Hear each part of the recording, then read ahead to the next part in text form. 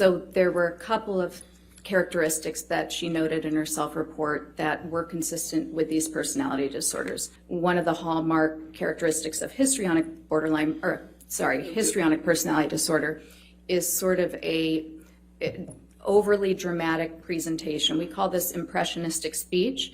So it tends to be very flowery. It uses a lot of descriptive words like magical, wonderful, and it can go on for quite some time, and yet it really lacks any substance. So at the end, you're left wondering what was just said.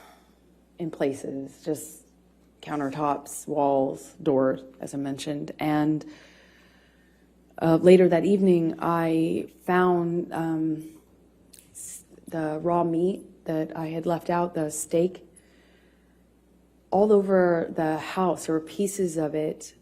It was cut up. And he had ripped my nightgown into pieces, into shreds, and wrapped the meat up, like wrapped the steak pieces up with my nightgown. It was this really beautiful burgundy silk nightgown that had this black lace trim. I ironically got it from Dr. Kipper for a wedding gift.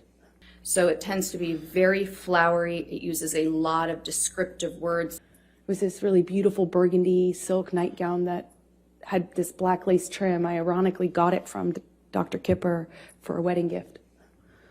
And it was wrapped, I continued to find it throughout the rest of the time that I was in the house in Australia. There's pieces of it in the microwave, pieces of it in the produce drawer, in the closet drawer.